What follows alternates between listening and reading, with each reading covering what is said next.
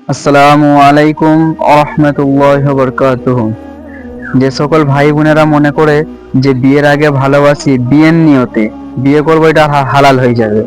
তো আমি যদি কুরবানির নিয়তে গরু চুরি করি, যে কুরবানি দিই, তাহলে এটা হালাল হয়ে যাবে? আমি তো বলবো যে আমার নিয়ত হচ্ছে কুরবানি দেবো, ওই জন্য আমি চুরি করেছি, তাহলে কি কুরবানি দেওয়া হয়ে যাবে? হবে না। ধরুন একটা গিলাস, ওর মধ্যে আমি মদ ঢেলে খেলাম, মদটা কি হারাম। আবার ওই গ্লাসটাকে ভালোভাবে ধুয়ে ওর মধ্যে পানি খেলাম, পানিটা কি হালাল। তো আগের মদটা কি হালাল হয়ে গেল? মদটা তো হারামই রইলো। তাই বিয়ের আগে যে তুমি ভালোবেসেছো, ওইটা হারাম, বিয়ে করার পর এটা হালাল। এর জন্য তোমাকে তওবা করতে হবে এবং এইটা থেকে বেঁচে থাকতে হবে। এটার জন্য কঠোর শাস্তি আছে যারা বিয়ের আগে ভালোবাসা করে। আল্লাহ সবাইকে বুঝার তৌফিক দান করুক। আমি আরে ভালোবাসা কেন করতে যাবে?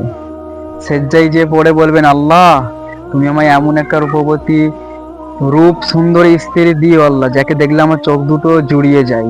আল্লাহর কাছে স্ত্রী, নেককার রূপবতী স্ত্রী চেয়ে নিতে হয়, চেয়ে নেবেন, বিয়ে করে ফেলেন।